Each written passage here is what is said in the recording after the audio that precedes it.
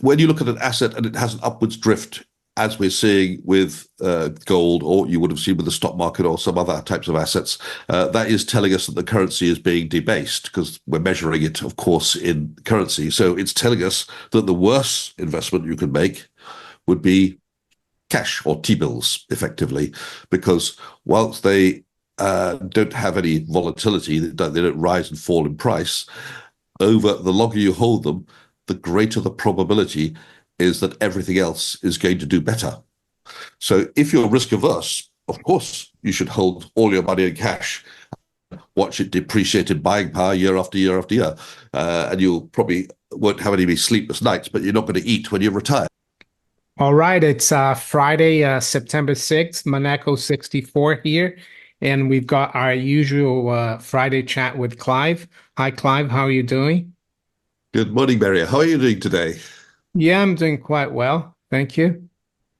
And we're gonna look at something to do more with gambling and probabilities today. Not that we telling people to gamble, but something Clive has been looking at. So I'll give him the floor. It's called a Monte Carlo simulation. So what's your experience in the in Monte Carlo or Monaco in gambling, Clive?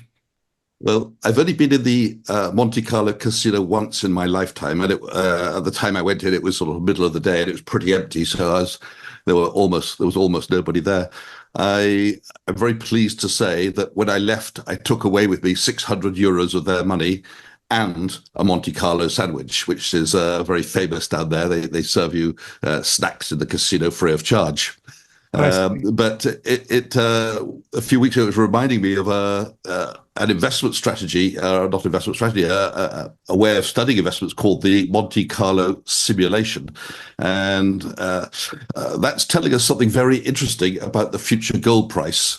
The Monte Carlo simulation, I presume the origins lie from the Monte Carlo casino and the probability of the wheel coming up with a red or a black or a zero, or whatever the odds are.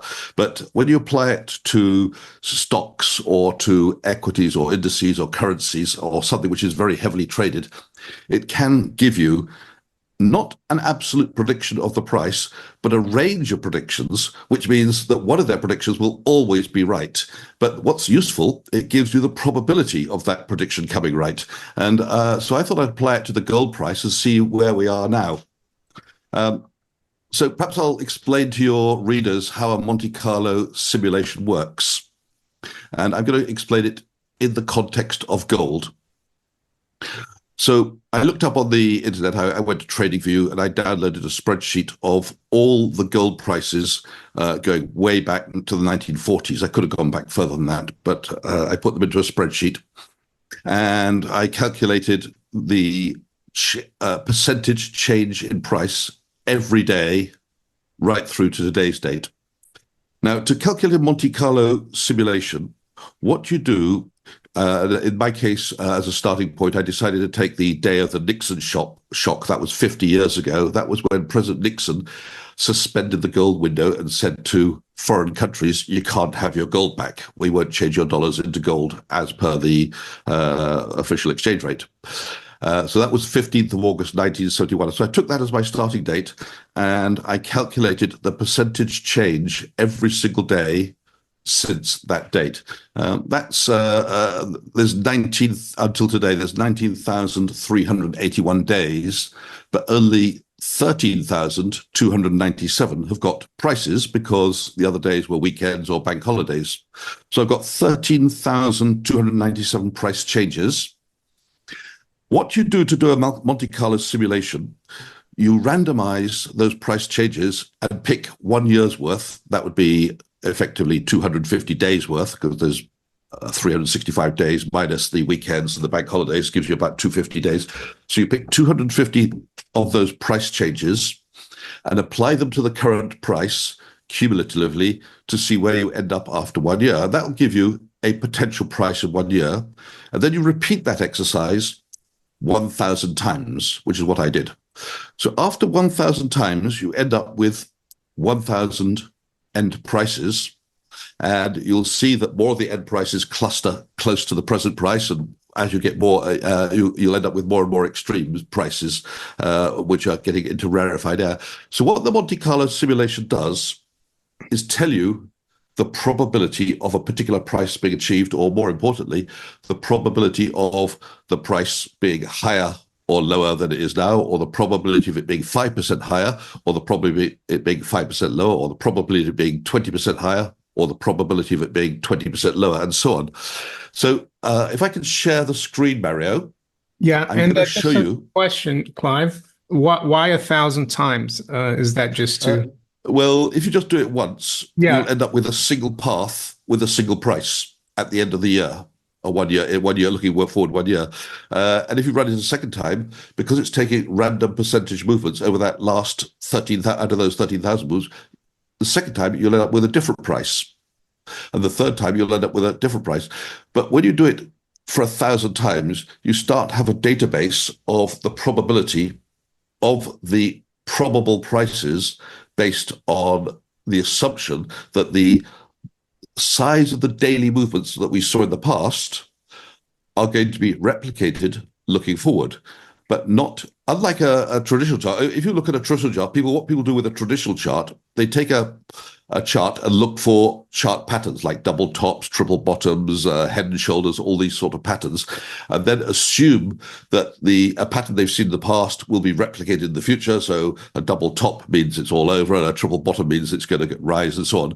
So people look for these signals and say, when we see this sort of pattern, that means blah, blah, blah, the pattern's going to be replicated. But with a Monte Carlo simulation, there's no taking past patterns.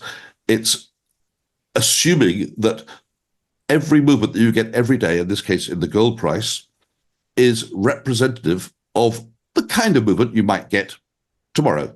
So you're going to have a lot of movements of, let's say, 0.25% or 0.1%, and very, very few movements of 5%. But each of those movements is a possibility. So as you take these percentages and put them into a random pile, so from today's price, you'll get to a different price. But doing it 1,000 times starts to tell you that the probability of each price range occurring. So perhaps I can illustrate it by sharing the screen. Yeah. So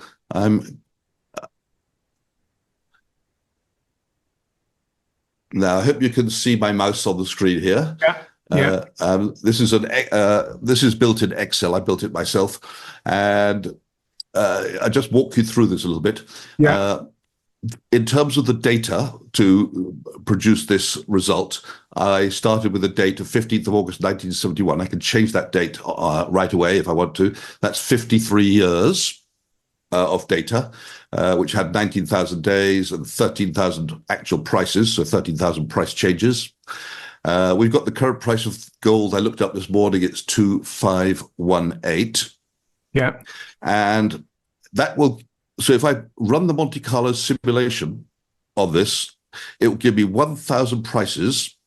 And if I take the average of all those end prices 1 year from now, it says the end price on average would be 2,755, or the median price would be $2,702. But that's not really a prediction of the price. A Monte Carlo simulation doesn't predict the price. It predicts the probability of the price being at a certain level or below, above or below. So what's more important is what you see on the right-hand side here. Yeah. So with gold, we always have this ongoing drift upwards because money is being devalued.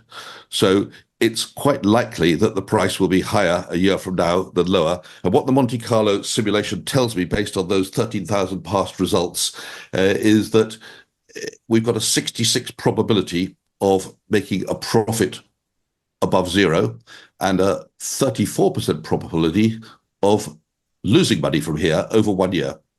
I see. But where it gets very interesting is when you look at the probabilities a bit further out. Let's look at, for example, this particular probability. What's the probability of making a 25% profit? The probability is 21% chance, based on statistics, that your gold price will be 25% higher 1 year from now. In other words, above 3,100 or more, so above 3,147. But what's the chance of you losing 25%? Well, it's only 2%. So you've got a 1 in 50 chance of losing money, but a 1 in 5 chance of making a 21%, 25%. Well, beg your 1 in 2, 150 chance of losing as much as 25% or more. Yeah, so So 10 times more likely to make 25% than to lose yeah. 25%. So have a look through that little table here, Mario, and tell me if you have any questions. Yeah. So, I mean, I kind of agree with the 100%. I guess that's never happened. Uh, but questions. Well, I guess there's only one time that there's very little chance of losing 30%. Uh, uh, no, I don't. Should I have a question? No, well, let's just explain what's down here. Yeah, yeah, You see something called the highest and lowest prices seen yeah. out of 1,000 results. Oh, So okay. when I ran that simulation 1,000 times on the first attempt, I never Yeah. got to a higher price than 4,703. That's in the next year, right? 1 year in 1 year's time, or at any time during the one Yeah. year. Yeah. Uh, Nor in that 1 year simulation did I ever get to a price lower than 1,387. But you'll see up here the chances of the price being below 1,510 Nil. comes out as zero. It's obviously not exactly zero. It's 0 point something, which I've rounded it to zero. Yeah. So that 1,387 may have occurred halfway through the year, and then it rebounded. It maybe was a particularly bad day. Yeah. But what we do get is the median, adding all the end prices together and dividing them by the number by 1,000, we get to a median potential price of 2,702. But that's not a price prediction. It's just the median of where all the prices might end up in 1 year. And if I repeat this exercise, I'm going to press F9, which is recalculate on And this my, is like live, isn't it? Because it's it's live. the days. Yeah. So I'm just going to press F9 and you'll see all these numbers here Yeah. and here will change very slightly because it's recalculating with new data point, new price changes randomized over the last 13,000. So you take this particular simulation only took 250 of those points 1,000 times, but different 250 points.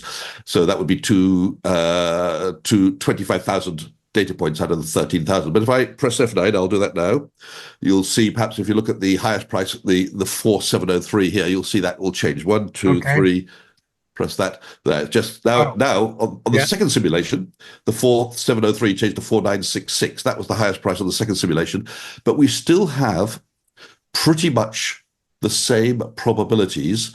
So we're looking at the 25% gain, which we looked at a minute ago, which had a 21% probability. Now, on the second simulation of 1,000 simulations, it's coming up with a 23% probability of making more than 25%, and a slightly higher probability of losing 25%. Is now 3% probability of losing 25% instead of 1%. Hmm. But the question which some of your readers will be saying is, well, 50 years, what was going on 50 years ago isn't really relevant today because a lot of things have happened. We've had quantitative easing, we've had the banking crisis and the QE which followed that. And then, of course, we had COVID, and we've had the relaxation by governments of their disciplines regarding government debt. So we're really much in a new world. So what if I put in a new date Clive, here? can I'm I going to have put, just a question? What did sure. you change there when you pressed F9 again? All I did was press F9, which meant recalculate the results. In other words, instead of taking 250 random dates 1,000 times, it now takes 250 random dates 1,000 times a second time, but the dates that are chosen will not be the same because it's random, and therefore the percentage Oh, changes I which go see. into each path will change. Oh, I see. I see. Okay. So because Before I show you, there's 19,381 days, so you're only taking like 1,000 of those days. Is that it? Well, we've probably taken all of those days, but in different paths, but Yeah. in a randomized way. Let me just show you the paths. Here you Yeah. see, this is only 100 simulations because I can't fit 1,000 lines on a single Yeah. chart. But the yellow line is the median line. Here you see the first 100 of those 1,000 simulations. If I hit F9, watch Yeah. the chart pattern change. I just hit F9. Did you see? So Yeah. each of those lines represents a potential path for the price of gold with a few outliers right at the top and right at the bottom. I But see. most of the results cluster around where, close to where the median line is, the yellow line, which shows us going from 2,500 to 2,700. I'll hit F9 again. You'll see the chart change. 1, 2, 3, there. Yeah. Yeah.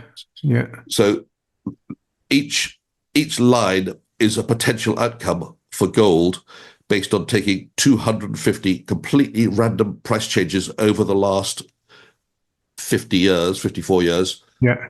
and plugging them in to see where we'd end up.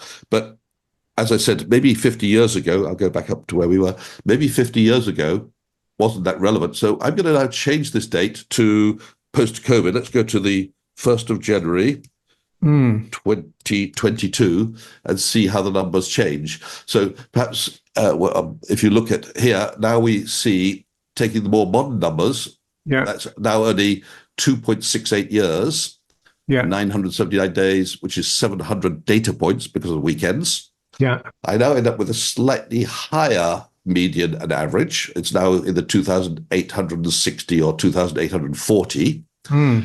And let's go back to that 25% gain. Well, the 25% gain, the probability of a 25% gain or more is still 23%. We had 23% and 25% last time. But the chances mathematically now of losing 25% are reduced. It's close to zero. Although you see zero here, it's not exactly zero Yeah. because you see the lowest price at some point in that range was 1,682. But if that only happened once out of 1,000 tests, that's only a 0.1% probability. So it would Yeah. round to zero. So, but what we see is across the board, the probability of each level of gain is slightly higher than if I was looking at the last 50 years. Now I'm only looking at the last 3 years, which is probably a more relevant set of data. And the probability of the gold price being at a certain level is slightly higher. So being 20% higher, let's say 5% higher, or let's say zero. We looked at zero, remember? And it was 60 something Unchanged. percent. Yeah. It went from 66% now to 79% chance of a profit and 21% chance of a loss instead of 33%, 34% chance of a loss. So Yeah. those odds are constantly changing. And if I look at the Clive, one path, question. Sorry. Did you because Clive, for those of you who don't know, is a retired private banker, fund manager. Did you ever use this tool to help you decide where to invest, or is this something new for you? I'd heard of it. Portfolio managers often use it to calculate the probability of the outcome of a portfolio.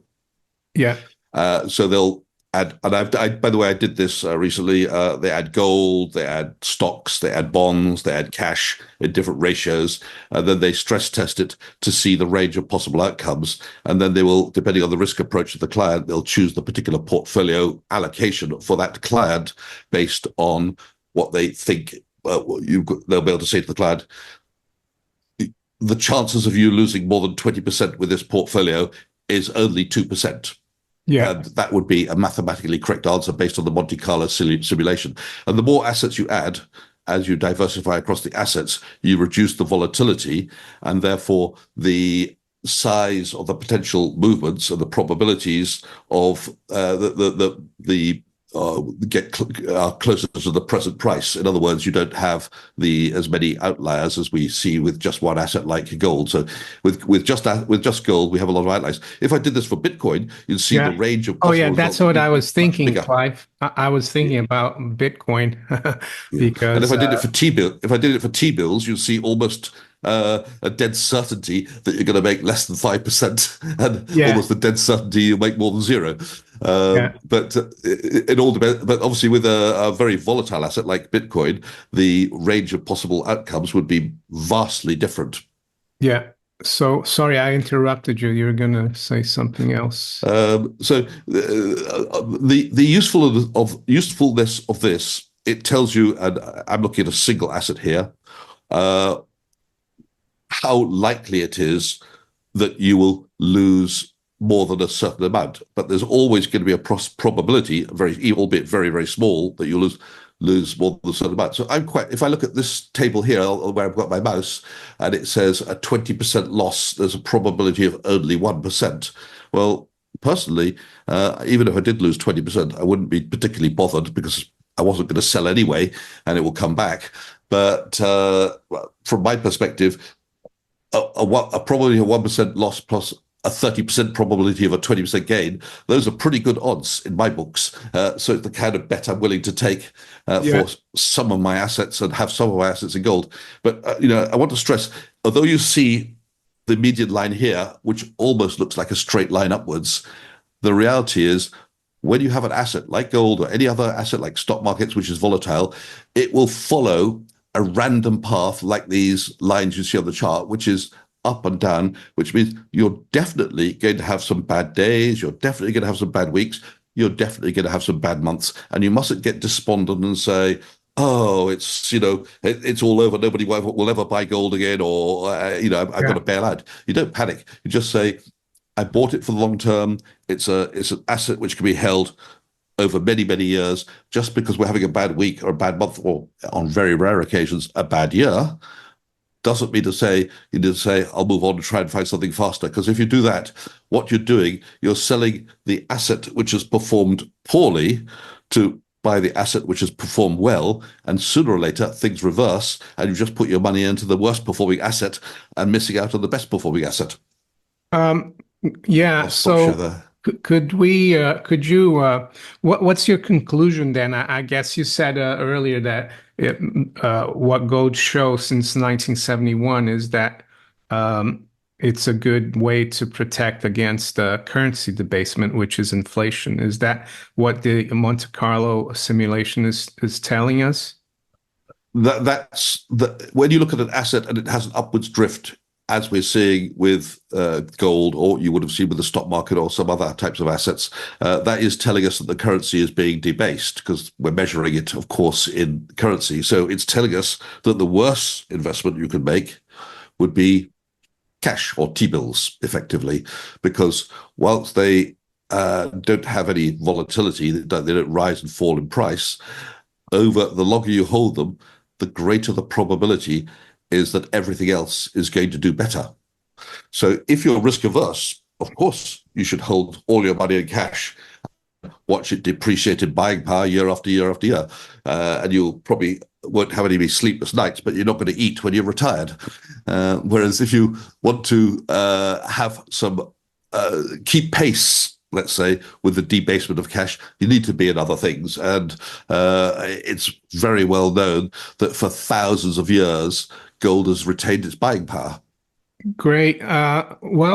Excuse me. We're gonna jump now to the markets, Clive, today because, as you probably know, we have the jobs data in the U.S. and that's going to be very important. But we're speaking here. It's 9 a.m. London time, 10 a.m. where Clive is in Geneva, and just wanted to show the viewers that. Things are starting to look pretty interesting already. You can see that gold and silver are pretty much unchanged, but the Dow futures down 144, Nasdaq is down 1%, and the S&P two-thirds. And also, if you look here, the volatility index is up 4.5%. And I've been telling the viewers, Clive, the last, well, since the beginning of August, that we needed to keep an eye on this here, which is the dollar yen, that the stronger the dollar, sorry, the yen became, or the weaker the dollar became, it could be a problem because of the yen carry trade unwind. So this is what happened like from July to beginning of August. We saw the dollar drop from 162 to around 141.70. That's the day, 5th of August, when the Nikkei dropped over 13 points. I think the Nasdaq was down 1,200 in the pre-market. And then things calmed down because the dollar rebounded. And then it's been a bit choppy, but it looks like it wants to go retest that low, Clive. So what do you think this is telling us? Is this telling us that we could have a weak jobs data? Because sometimes markets, they kind of forecast things. And if we have very weak jobs data, it means the Fed will definitely cut and it will put pressure in the dollar versus the yen. Is that how you're seeing it? Well, I think any number which comes out which is different from what the market is expecting is going to panic the market. If the jobs data comes in stronger than expected, people are going to say, oh my God, maybe he won't cut in September, or maybe the cut will only be 0.25% when I was hoping for 0.5%. So that's obviously bad news. And if the jobs number comes in weaker than expected, people are going to say, oh my God, we're heading into a recession. That means bad for equities, bad for everything, and they'll sell equity. So I think whatever the number is, it's not going to be a good day. And that's my conclusion. Yeah, and I just wanted to show another thing as well that I've been following, and a lot of people are following. Hold on, before we conclude here, Clive, I don't know if you follow it that much, but is the U.S. Treasury yield curve. And I think before before we got together this morning, I looked, and the 2 year was a little lower than the 10 year, but right now, the 2 year is still a little higher. And some people argue that it's been inverted, of course, for like a couple of years, which is a very long time. And that in itself doesn't point to a recession. But once this inverts, you usually have a recession in the next 4 months or so. So I think that's going to be important. Have you got an opinion on this? Well, we saw recently, a few weeks ago, or even days ago, I think it was maybe a week ago, the revision of the jobs data, where the BLS, the Bureau of Labor Statistics, revised down all their previous numbers by nearly 1 million jobs. In other words, month after month, they've been showing us that the new jobs were 50,000, 20,000, 100,000, 150,000. And I think this month they're expecting 160, 170,000, 160,000, something like that. But all those numbers didn't really happen. They revised, or most, I mean, they did to some extent, but they revised them down by nearly 1 million for the whole year. And that was the year to March, which was announced in August, basically saying everything we've been telling you about how robust the economy is was fiction. So now they've got a lower starting number, so it's quite easy to show a robust number today if you've got a lower starting point. Yeah, that's interesting. Yeah. So the one of the things when the BLS brings out their non-farm payrolls, I always immediately go and look at something called the household report, which is another survey done by the Bureau of Labor Statistics, but it gets no attention.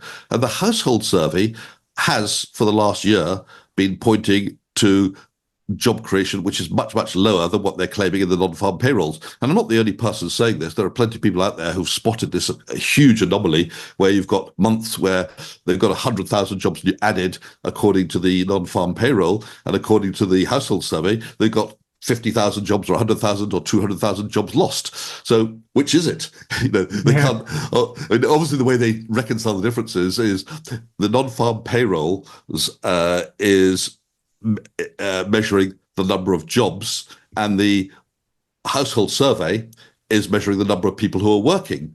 So what's happening is the number of people who are working is declining, or not rising as fast, depending on how you look at it, and the number of people who have two jobs is increasing. In other words, those who are working hard to try and survive are taking 2 jobs or 3 jobs, improving the non-farm payroll number, and those who perhaps are struggling a bit but aren't taking 2 jobs are basically losing their jobs, and there's more and more of them going onto the unemployment list.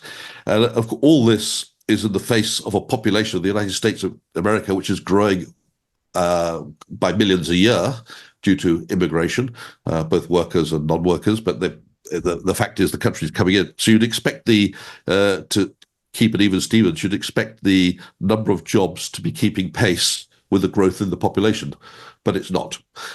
So that implies that despite what people are saying about the boom, it's quite possible we're already in a recession, except the numbers don't show it. Great, Clive. Thank you very much for that. It was really interesting looking at that Monte Carlo simulation. I think it shows that yeah, gold is a very steady asset, and it won't make you rich, but it won't make you poor either. Like you said, you will still be eating after you retire instead of starving. Well, probability of the price of gold going to zero is Zero. zero. Great. Thank you, Clive, and have a great weekend. Thanks, Mario. Have a lovely weekend. Bye bye now.